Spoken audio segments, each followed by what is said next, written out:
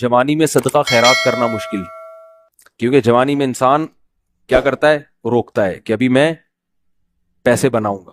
اچھا، ایک موضوع سے ہٹ کے بات آ رہی ہے، دیکھو ایک بات خوب اچھی طرح کان میں بٹھا لو، دل میں بٹھا لو، کان سے سن لو، دل میں بٹھا لو۔ عام طور پہ جب ہم لوگوں کو صدقات و خیرات کی ترغیب دیتے ہیں تو لوگ کہتے ہیں پہلے ہمارے موٹے موٹے ضروری کام نمٹ جائیں، کچھ چیزیں ہیں، اس کے بعد انشاءاللہ ہم کیا کریں گے، پیسے جو بچ جائیں گے تو پھر ہم انشاءاللہ کسی اچھے کوئی مدرسہ بنا لیں گے، کوئی اسپتال بنا لیں گے، اچھے کام کریں گے ہم۔ یہ بہت بڑی مسٹیک ہو رہی ہے آپ سے، اس لیے کہ آپ نے اس کو ضروری کاموں کی فہرست میں شامل نہیں کیا۔ آپ ابھی تک دنیا کو مسافر خانہ سمجھنے کے لیے تیار نہیں ہو۔ یہ ضروری کام سب سے پہلے ہونا چاہیے، کیونکہ موت کا کوئی بھروسہ نہیں ہے۔ اور آخرت کے لیے صدقہ جاریہ کہ آپ کا کوئی ایسا اکاؤنٹ کھل جائے جو آخرت میں آپ کے کام آئے، کوئی ہسپتال بنا دیا، کوئی مدرسہ بنا دیا، کوئی کنواں کھدوا دیا، یتیم خانہ بنوا دیا، یا یتیم خانے کے ساتھ تعاون کر دیا، یا کسی گھر کو پراپر بیس پر آپ نے کوئی بھی جو وہ تو بہت سارے مصارف ہیں نا۔ تو میں نے لاکھوں پتی لوگوں کو بھی دیکھا ہے کہ بھائی اللہ نے آپ نے ولیمے پہ 6 لاکھ روپے اڑا دیے، اور یار 8-10 لاکھ کا کوئی ادارہ بنا دو، یا کسی مدرسے میں کوئی ڈسپینسری بنا دو، یا کوئی اچھی فالتو نہ اڑاؤ جا کے کوئی بھی مانگ رہا پکڑا دی ہے۔ یہ بھی بہت بڑی مصیبت ہے لوگوں کے ساتھ۔ اب جیسے وہ عرب کا جو شیخ ہے نا، جو اس بھکاری اس کے ماں باپ کو دعائیں دے رہا تھا اور یہ پیسے دے رہا تھا، تو میں اس عرب کے پاس ہوتا، میں کہتا آپ صدقہ کریں مگر ایسے ہی نہیں کسی کو پکڑانا شروع کر دیں، کیونکہ اس سے جو مستحق ہوتے ہیں ان کا حق مارا جاتا ہے۔ آپ یہ دیکھیں کہ یہ واقعی مستحق بھی ہے یا نہیں ہے، ورنہ وہ کوئی بھی دعائیں دے کے پیسے نکالنا شروع کرے گا، ٹھیک ہے اس کا جذبہ اچھا تھا، اللہ کرے اس کے ماں باپ کی مغفرت ہو گئی ہو، لیکن اصول جو شریعت نے بتایا ہے کہ پیسہ اللہ کی بہت بڑی نعمت ہے اور نعمت کو ضائع کرنے کی اجازت نہیں ہے۔ بہت سوچ سمجھ کے آپ نے خرچ کرنا ہے کہ مخلوق کو فائدہ زیادہ سے زیادہ ہو۔ کم سے کم انویسٹمنٹ میں زیادہ سے زیادہ فائدہ کیسے ہو سکتا ہے، پھر اس میں زیادہ انویسٹمنٹ کرو۔ جیسے دنیا کے بزنس کا اصول ہے نا کہ انویسٹمنٹ کوشش ہو کم سے کم اور پروفٹ زیادہ سے زیادہ۔ ایسا تھوڑی کہ کوئی بھی کاروبار کے لیے 1 کروڑ مانگ رہا ہے، آپ نے کہا پکڑا دیا، چل دیکھا جائے گا کتنا پروفٹ آ رہا ہے۔ تو بھائی جو دنیا کی تجارت کا اصول ہے وہی اصول آخرت کا۔ تو آخرت کا اصول یہ ہے کہ جو 2 چیزیں اس میں فوکس کرنی ہے، انسانیت کی خدمت زیادہ سے زیادہ کس کام میں ہے۔ بعض کام ایسے انسانیت کی خدمت بہت ہے مگر ان کے اثرات زیادہ عرصے نہیں رہتے، پھر بھی یہ کام کرنا ہے، کیونکہ اس میں خدمت کیا ہے، جیسے بھوکے کو کھانا کھلانا۔ اب ایک آدمی کے پاس کھانے کے پیسے نہیں، علاج کے پیسے نہیں، وہ تو مر جائے گا بیچارہ، بھوک کی تکلیف کون برداشت کر سکتا ہے۔ تو بھوکے کو کھانا کھلانا یہ بظاہر صدقہ جاریہ تو نہیں ہے، کیونکہ یہ زیادہ ٹائم تک چلے گا نہیں نا، کھانا کھا لیا پیڑ بھر گیا بس ختم، لیکن یہ خدمت بہت بڑی ہے، تو اس کو بھی فوکس کرنا ہے۔ اور بعض چیزیں ایسی ہوتی ہیں کہ جس میں فوری طور پر خدمت تو بہت نہیں ہو رہی ہوتی، لیکن اس کا اثر آپ کے مرنے کے بعد بھی قائم، جیسے کنواں بنا دیا آپ نے۔ اب کنواں ایسی چیز ہے جب تک کنواں رہے گا لوگ پانی پیئیں گے، آپ کو ثواب ملتا رہے گا۔ درخت لگا دیا، مر گئے تو درخت سے کو بہت زیادہ، ایک درخت سے کیا فائدہ ہوگا، نہیں آ رہی سمجھ میں بھائی ان کے۔ بھائی آپ نے ایک نیم کا درخت لگا دیا تو کوئی بہت تو نہیں نا، کوئی لوگ اس کو کھائیں گے تھوڑی، نہیں بھی لگاتے تو کیا ہو جاتا۔ تو اس میں انسانیت کا فوری طور پہ کوئی بہت زیادہ فائدہ نہیں ہو رہا ہے ایک درخت سے، لیکن اس کے اثرات بہت دیر تک قائم رہیں گے۔ یعنی آپ مر بھی گئے تو درخت کے نیچے کوئی بھی چھاؤں لے گا، درخت آکسیجن سے فائدہ پہنچائے گا، چرند پرند اس سے کھائیں گے۔ تو آپ صلی اللہ علیہ وسلم نے فرمایا، صحیح مسلم کی حدیث ہے، جس نے درخت لگا کے مر بھی گیا تو جب تک درخت رہے گا اس کو ثواب ملتا رہے گا۔ تو اس میں فائدہ تو کم ہے لیکن دیر پا ہے، مرنے کے بعد بھی یہ عمل چلتا رہے گا۔ تو ان 2 قسم کی چیزوں کو فوکس کرنا ہے۔ اور کچھ چیزیں ایسی ہیں جس میں جسمانی فائدے کے ساتھ دینی فائدہ بھی ہے، جیسے دینی مدارس کو سپورٹ کرنے کا فائدہ کیا ہوتا ہے، غریب طلبہ کو کھانا بھی ملتا ہے، علم بھی ملتا ہے، وہ عالم بن کے دنیا میں کام کرتے ہیں۔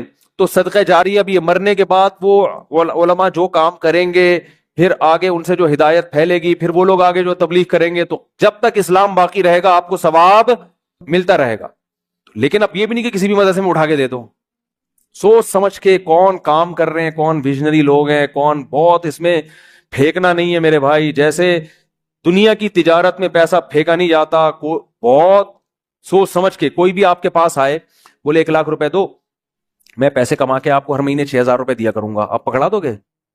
ہیں انکوائری کرو گے بھائی 1 لاکھ کہاں, کون سا کاروبار آ گیا جس میں 1 لاکھ پہ آپ مجھے 10,000 دو گے یا 6,000 دو گے؟ وہ بتائے گا یہ ہے, اچھا مجھے دکان دکھاؤ چل کے. پھر جب آپ کو دکان دکھائے گا تو آپ کہو گے جب 1 لاکھ پہ آپ 6,000 کما سکتے ہو تو اپنے ہی لگا لو. ہیں کیا خیال ہے بھائی؟ میرے والد صاحب نے کہا تھا جو بھی آئے نا پیسے مانگنے اور کہے کہ اس انویسٹمنٹ میں اتنا پروفٹ ہے, اتنا پروفٹ ہے, آدھا تمہیں دوں گا آدھا خود رکھوں گا, تو اس سے پہلے پوچھو کہ تمہارے پاس کتنے پیسے ہیں. وہ بتائے اتنے, تو پھر پورے اپنے کیوں نہیں لگا لیتے, اس میں پورا پروفٹ خود رکھو. کیا خیال ہے بھائی؟ ہاں وہ غریب آدمی ہو تو ایک الگ بات ہے, اور اللہ کا شکر ہے مجھے اس کا فائدہ ہوا. ایک دفعہ ہوا, دوسری دفعہ والد صاحب کی نصیحت پہ عمل نہیں کیا تو سارے پیسے ہی الحمدللہ سارے ڈوب گئے تھے. ٹھیک ہے. ایک دفعہ فائدہ بھی ہوا. ایک صاحب جو ایک بڑے پوش ایریا میں رہتے تھے, میں چونکہ اس ایریا کا نام لوں گا تو کہیں ایسا نہ وہ سمجھ جائیں, لیکن قصہ پرانا ہو گیا وہ نہیں سمجھیں گے, پھر بھی احتیاط یہی ہے کہ نام نہ لیا جائے. مالدار علاقے کے تھے. مجھے کہنے لگے کہ میں یہ کاروبار کرنا چاہتا ہوں. اچھا اس ایسے ایریا میں رہتے تھے کہ مجھے پتا تھا اتنے پیسے تو ان کے پاس ہوں گے ورنہ اس ایریا میں رہ نہیں سکتا آدمی. اب ایک آدمی ڈیفینس, ایک مثال دے رہا ہوں ڈیفینس کی, ڈیفینس میں رہتا ہو اور کہ میری تنخواہ 10,000 روپے, تو آپ کہو گے بھائی 10,000 والا ڈیفینس میں نہ کرائے پہ رہ سکتا ہے اور اپنا گھر ہو تو سوال ہی پیدا نہیں ہوتا, یہ کروڑوں کا تو نے گھر کیسے خرید لیا 3 کروڑ کا ہے بھائی. ہو سکتا ہے 4 کروڑ. اسٹیٹ ایجنٹ والے مجھے پھر فون کریں گے آپ نے ڈیفینس کی ویلیو کیا کر دی ہے, بیان میں گرا دی ہے. تو میں مثال دے رہا ہوں, اب ہر بیان کو نا لوگ بڑے سینسٹیو بن کے لے رہے ہوتے ہیں. کیا آپ نے ڈیفینس میں 3 کروڑ بول دی ہے, ہماری تو ویلیو. تو اب کیونکہ شہرت ہو گئی ہے نا تو ہر چیز کو بہت زیادہ لوگ سیریس ہو رہے ہیں. 25 کروڑ ٹھیک ہے نا, 25 کروڑ کا. اب اس سے پھر لوگ پریشان ہوں گے, یار ہم لے رہے تھے آپ نے قیمت بڑھا دی. تو بھائی یہ محض ایک مثال ہے, مجھے نہیں پتا ڈیفینس میں قیمتیں کیا چل رہی ہیں, تو کچھ بھی لگا لو قیمت. تو آپ نے کیا کیا, بات کیا چل رہی تھی؟ ہاں بندہ میرے پاس آیا, رہتا پوش ایریا میں, مالدار علاقے میں, مجھے کہنے لگا آپ مجھے پیسے دو میں یہ چیز خرید کے بیچوں گا, آدھا پروفٹ آپ کا آدھا میرا. تو مجھے ابا کی بات یاد آ گئی. میں نے کہا جو اتنے انویسٹمنٹ آپ مجھ سے کروا رہے ہو تو یہ چیز آپ خود خرید کے بیچ دو پورے پیسوں کی, پورا پروفٹ آپ کا, مجھے آدھا کیوں دے رہے ہو؟ انویسٹمنٹ جو مجھ سے کروا رہا ہے اور آدھا پروفٹ دے رہا ہے, اس کا مطلب وہ رسک لینے کے لیے تیار نہیں ہے. بولے ڈوبیں تو اس کے ڈوبیں, اس کا مطلب آپ کو خود پتا ہے کہ یقینی پروفٹ نہیں ہے. سمجھتے ہو کہ نہیں سمجھتے؟ تو کسی کو پیسے دینے سے پہلے جیسے انکوائری کرتے ہو نا, صدقہ خیرات سے پہلے بھی ایسے انکوائری کیا کرو, کیونکہ آپ کے پاس لامحدود رقم نہیں ہے. غیر مستحق کو دینے کا سب سے بڑا نقصان یہ ہے کہ مستحق لوگ رہ جاتے ہیں. لوگ کہتے ہیں کسی غیر مستحق کو چلا گیا تو کیا ہے, او بھائی پھر اتنے پھر مستحقین رہ جائیں گے اس سے, اور ثواب کمانا ہے نا تو ثواب تو جب ہی ملے گا جب آپ کا پیسہ صحیح جگہ پہ جائے گا. جو غیر مستحق ہو اس کو ہدیہ دے دیا کرو بھائی دوستی یاری میں, کہ چل یار گفٹ ہے. بات آ رہی ہے سمجھ میں؟ تو یہ میں اہم پوائنٹ کی بات بتا رہا ہوں کہ 2 جگہ خرچ کرنا ہے, ضرورت اور دوسرا جس کا اثر دیر پاؤ. صدقہ جاریہ بھی اچھی چیز ہے اور انسانیت کی ضرورت پوری کرنا. آپ کہہ سکتے ہیں یار ایک بھوکے کو کھانا کھلا دیا پیٹ بھر گیا تو وہ تو بس ایک ثواب مخصوص مل گیا تو اب تو ختم نا, صدقہ جاریہ تو قیامت تک رہتا ہے. یہ اس لیے بتا رہا ہوں کہ ہم بعض دفعہ لوگوں کو بتاتے ہیں کہ یار یہ دیکھو یہ غریب ہے, اس کو بیوہ ہے, اس کے گھر میں راشن ڈال دو, کہہ رہے ہیں نہیں ہم تو صدقہ جاریہ چاہتے ہیں. تو یاد رکھو صدقہ جاریہ کے اپنے فضائل ہیں کہ وہ چلتا رہے گا آپ کا, لیکن بھوکے کو کھانا کھلانے کے, اس کی ضرورت پوری کرنے کے اپنے, وہ ثواب تھوڑا ہے لیکن وزنی بہت ہے.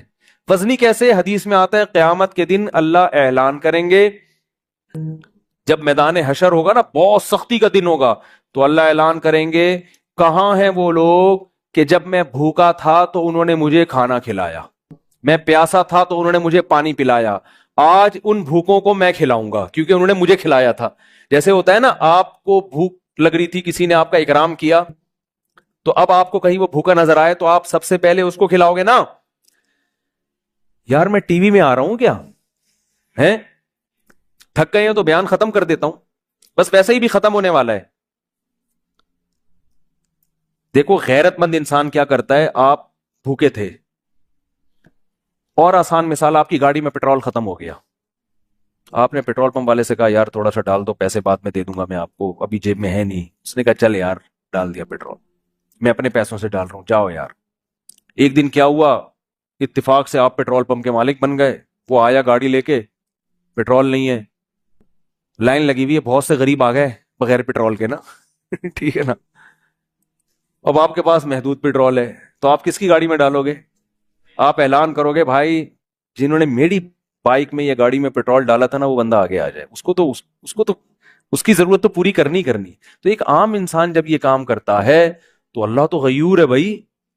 तो अल्लाह ऐलान करेगा, भूख और प्यास में लोग तिलमिला रहे होंगे, अल्लाह कहेगा सबसे पहले उनको खिलाऊंगा जिन्होंने जब मैं भूखा था मुझे खिलाया, जब मैं प्यासा था मुझे पिलाया। तो लोग कहेंगे अल्लाह तू कहां भूखा हो सकता है? तो अल्लाह कहेंगे मेरी मखलूक में फलां शख्स भूखा था, तो उसका भूखा रहना ऐसा ही है जैसे मैं, क्योंकि हदीस में आता है अल खल्क़ु अयानुल्लाह, जैसे घर का कोई सरबरा होता है ना, तो बच्चे भूखे होंगे तो तकलीफ किसको होती है? बाप को होती है कि नहीं होती है? तो आप सल्लल्लाहु अलैहि वसल्लम ने फरमाया अल्लाह की मखलूक भी ऐसे जैसे अल्लाह के अहलो अयाल, अल्लाह का तो अहलो अयाल नहीं होते लेकिन मिसाल दी है, ऐसे ही है। अल्लाह को इनकी फिक्र ऐसे ही है। वो अलग बात है बहुत से भूखे मरते हैं, ये अल्लाह की तकदीर है, ये अल्लाह की हिकमत है, दुनिया को अल्लाह ने ऐसे ही चलाया है कि किसी को मिलेगा किसी को नहीं मिलेगा, ये अब उसमें तो अल्लाह से नहीं उलझ सकते। लेकिन अल्लाह ऐलान करेगा कि मेरी मखलूक मेरा खानदान थी, गोया कि अल्लाह का खानदान नहीं होता, यानी मेरे मातहत थी और मैं लोगों के जरिए लोगों को खिलाता हूं, तो जब मैं भूखा था तो फलां का भूखा होना ऐसा ही है जैसे मैं भूखा। तो इससे पता चलता है किसी भूखे को खाना खिलाना ऐसे जैसे आप किसको खिला रहे हो? अल्लाह को। तो अगरचे ये सदका जारिया नहीं है, लेकिन भाई एक नेकी है, लेकिन ये वजनी बहुत ज्यादा है। तो इन दोनों मदों में खर्च किया करो। करोगे कब? लोग कहते हैं अच्छा ठीक है, वो एक दो को तो खिला देते हैं, जो बड़ा अमाउंट है ना, जैसे अपनी शादी ब्याह पे खर्च करते हैं, गाड़ियों पे खर्च करते हैं, मकान पे खर्च करते हैं, इस टाइप का अमाउंट अल्लाह के लिए खर्च, अल्लाह के लिए बस वाइपर वाले को 20 रुपए। अब तो 20 रेट थोड़े बढ़ गए, वरना 5 पे चल रहे थे वो, फिर खुला मांग भी रहे होते थे। वो फिर क्या मांग रहे होते थे? एक आदमी ने किसी फकीर से कहा कि एक फकीर किसी आदमी के पास आया कि अल्लाह के नाम पे ना पता नहीं कुछ चाय पिला दो या कुछ कुछ खाना खिला दो। तो उसने 100 का नोट निकाला, बोला कि 50 रुपए हैं।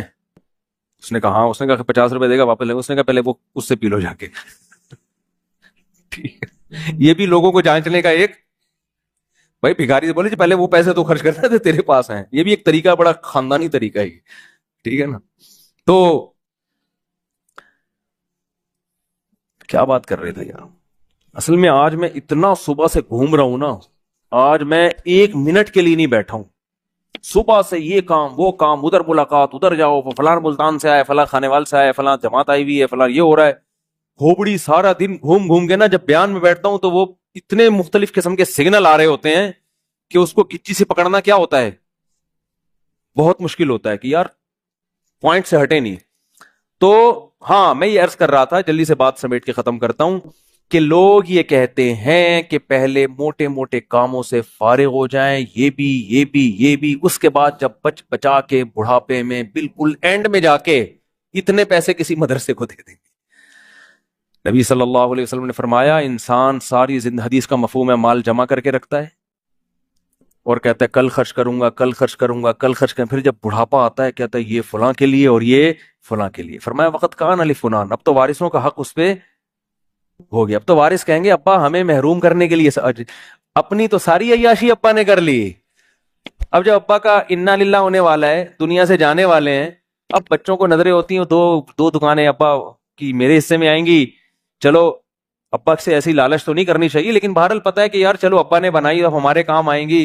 अब अब्बा क्या कर रहे हैं, फला 2 दुकानें मदरसे को दे दो, फला फैक्ट्री को दे दो, यतीम खाने को दे दो। तो इसमें नुकसान किसका हो रहा है? क्योंकि अब तो अब्बा को जरूरत नहीं है। तो ना करने से ये भी फिर भी बेहतर है 1/3 के अंदर अंदर, कि बच्चों को नुकसान ना हो। अगर बच्चों को नुकसान हो रहा है फिर तो ये बिल्कुल सही नहीं है। हदीस में आता है कि आखिर उम्र में ना इस तरह से सदका कर देना कि बच्चे दूसरों के मोहताज बन जाएं, आप सल्लल्लाहु अलैहि वसल्लम ने इसकी इजाजत नहीं दी है। लेकिन अगर बच्चों के लिए इतना छोड़ के जा रहे हो आखिर उम्र में कि वो अपने पांव पे अच्छी तरह खाएंगे पिएंगे, तो फिर 1/3 आप सदका भी कर सकते हैं, जायज है, इसका भी सवाब मिलेगा। لیکن میرے بھائی یہ خاندانی صدقہ نہیں کہلائے گا، اس لیے کہ آپ نے تو بھرپور عیاشی کر لی نا. آپ کی تو 4 شادیاں معذرت کے ساتھ ہو گئیں، ایک جس کی ہو گئی ان کی بات کر رہا ہوں، اور آپ کی تو جناب یہ بھی ہو گیا وہ بھی ہو گیا، سارے کام ولیموں پہ بھی اڑا دیا، اور انویسٹمنٹ بھی دبا کے کر لی، کاروبار بھی ہو گیا، سب کچھ مزے تو اڑا لیے نا آپ نے. تو یہ نبی کی نظر میں افضل صدقہ نہیں ہے. افضل صدقہ یہ ہے، آپ صلی اللہ علیہ وسلم سے صحابی نے پوچھا یا رسول اللہ سب سے بہترین صدقہ کون سا ہے؟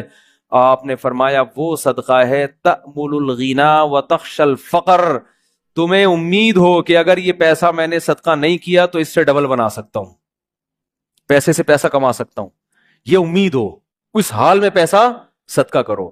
اور یہ بھی ڈر ہے کہ اگر کر دیا تو فیوچر میں غریب نہ ہو جاؤں. اس ملی جلی کنڈیشن میں جو صدقہ ہوگا نا وہ کیا کہلائے گا؟ خاندانی صدقہ. سمجھ میں نہیں آ رہی بات؟ تو اس لیے صدقات و خیرات میں یہ نہیں کہہ رہا، یہ تو حدیث میں بھی منع ہے کہ اتنا کر دینا کہ کل لوگوں کے محتاج بن جائیں، یہ تو جائز ہی نہیں ہے نا، کہ اپنے ضروری جو بیوی بچوں کے ہیں وہ تو بہرحال، لیکن صرف اتنا کر لیں کہ آپ جب یہ کہتے ہیں نا کہ میرے یہ چند ضروری کام ہو جائیں تو پھر میں یہ کروں گا، یہ الفاظ غلط ہیں. آپ یہ کہیں کہ میرے چند ضروری کاموں میں ایک اہم ترین کام یہ بھی ہے، تو یہ والا کام بھی ان ضروری کاموں کی طرح ترجیحی بنیادوں پہ کرنا ہے، اور یہ چند ضروری کام جس میں یہ بھی ہو جائیں تو پھر میں کیا ہو جاؤں گا؟ فری، پھر میری مرضی میں جہاں چاہے صدقہ کروں. بہت مشکل ہے بات سمجھا. تو بڑی انویسٹمنٹ جیسے بزنس پہ کرتے ہیں، بڑی انویسٹمنٹ جیسے شادی پہ کرتے ہیں، بڑی انویسٹمنٹ جیسے اپنے بچوں کی ایجوکیشن پہ کرتے ہیں، ایسے ہی ایک آدھ بڑی انویسٹمنٹ آخرت کے لیے بھی کرنی چاہیے. سمجھا پا رہا ہوں اپنی بات؟ لیکن وہ خاندانی انویسٹمنٹ ہو، مرے تو پتہ چلے کہ یار ایک ہسپتال ہے چل رہا ہے بھائی غریبوں کے لیے. سمجھتے ہو یا نہیں سمجھتے ہو؟ دیکھو گورے بھی بڑی بڑی انویسٹمنٹ کرتے ہیں لیکن ان کا کوئی بچوں کا ان پہ ٹینشن نہیں ہوتی نا، نہ بیوہ کا خیال ہے ان کو، نہ بچوں کا خیال ہے. آپ کے لیے صدقہ کرو گے ثواب ملے گا، کیونکہ آپ تو پوری فوج چھوڑ کے جا رہے ہو اگر میرے بیان سنتے ہو. کیا خیال ہے؟ ٹھیک ہے نا، پوری فوج ہے آپ کی. تو دونوں. اور پھر عجیب بات ہے، آپ نے اس نیت سے نہیں کرنا کہ ریٹرن ملے گا، اسی نیت سے کرنا ہے کہ میں نے جو خرچ کیا وہ گیا، ختم، بس دنیا میں نیکی کر دریا میں ڈال. لیکن ویسے میں ایک جنرل نالج کے لیے بتا رہا ہوں کہ اللہ ڈبل کر کے دیتا ہے واپس، بلکہ اور بڑھاتا ہے، پھر دیتے جاؤ گے بڑھاتا جائے گا، دیتے جاؤ گے حدیث میں آتا ہے ما نقصت صدقۃ من مال، صدقے سے مال میں کبھی بھی کمی نہیں ہوتی نہیں ہے. لیکن آپ نے یہ نیت نہیں کرنی، آپ نے یہ نیت کرنی ہے کہ میں دے رہا ہوں اور مجھے نقصان نہیں ہوگا اس کا، میرا کاروبار بھی کم ہو جائے گا اور میرے گھر میں بھی تھوڑا خرچہ کیا ہو جائے گا. یعنی میری اپنی بیوی بچوں سے تو خرچہ مت روکو، ان کو نہ بھیڑ چڑھاؤ اپنے توکل کی، ٹھیک ہے نا. اپنا میری گاڑی تھوڑی سی سستی ہو جائے گی، یہ ہو جائے گا وہ ہو جائے گا، اپنے اوپر تو رکھ کے سب کچھ کرو. یہ نیت یہی کرو کہ یار کم ہی ہو جائے گا. لیکن ویسے میں جنرل نالج کے لیے بتا رہا ہوں کم ہوتا نہیں، کیونکہ اگر آپ نے نیت یہ کر لی نا کہ بڑھ جائے گا، پھر نہیں بڑھے گا، پھر نہیں بڑھے گا. اور اس میں بات چاہ کے کمپلیٹ ہو جائے، لیکن اس میں آپ نے یہ دیکھنا ہے آپ میں توکل کتنا ہے.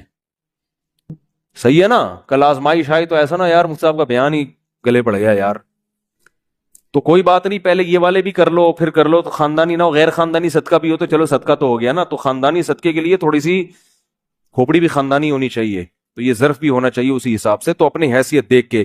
لیکن میرا مقصد صرف یہ ہے کہ یار کچھ تو انویسٹمنٹ آخرت کے لیے بھی جوانی میں جب آپ کو ضرورت ہے، بڑھاپے کے لیے نہ رکھو. بڑھاپے میں اللہ اور توفیق دے دے گا. اور صدقہ ایسی چیز ہے جس کو ایک دفعہ عادت پڑتی ہے نا پھر ہاتھ رکتا نہیں ہے اس کا. آدمی بعض دفعہ ایک بڑا اماؤنٹ خرچ کرتا ہے کہ یار یہ میں بڑا اماؤنٹ خرچ کر رہا ہوں بس تاکہ ایک دفعہ ہو جائے، کل مروں کوئی بھروسہ نہیں، کل مر جاؤں تو صدقہ جاریہ ہوگا. تو ایک دفعہ کرو گے نا عادت ایسی پڑتی ہے اس کی، پھر کل دوبارہ یہ سوچ کے دوبارہ کرو. یہ اللہ کی طرف سے ایک نعمت ہے کہ جو کرتا ہے پھر اللہ اس کو صدقے کرنے کی توفیق دیتا رہتا. تو یہ سب سوچ سمجھ کے. تو ہاں اچھا، اس میں پھر 2 کام کرنے ہیں. کچھ صدقے تو پبلک کو دکھا کے کرنے ہیں، اپنے بچوں کو بھی بتاؤ، بیوی کو بھی بچاؤ، بھائی کو بھی بتاؤ، رشتہ داروں کو بھی بتاؤ. کیونکہ قرآن میں جگہ جگہ آتا ہے کہ نیک لوگ چھپا کے بھی صدقہ کرتے ہیں اور علانیت. دکھانے کا فائدہ یہ ہوگا پبلک کو ترغیب ہوگی کہ یار اس نے جب یہ ہسپتال بنا سکتا ہے، مدرسہ بنا سکتا ہے، یتیموں کی مدد کر سکتا ہے اور نہیں مرا ماشاءاللہ کھا رہا ہے، کچھ ہمیں بھی عبرت حاصل ہوگی کہ نہیں ہوگی. بچوں کو جب بتاؤ گے تو بچے کہیں گے یار میرے باپ نے اتنا کچھ کیا. جب وہ باپ بنیں گے تو ان کا بھی دل چاہے گا تبھی میں لوگوں سے کہتا ہوں اپنی بہنوں پہ خرچ کیا کرو لفافے میں, اور بچے کو بتاؤ دیکھو میں نے پھپھو کو تمہاری اتنے پیسے دیے, شو مارنے کے لیے نہیں, تاکہ وہ بھی آپ کی بہنوں آپ کی بیٹیوں پہ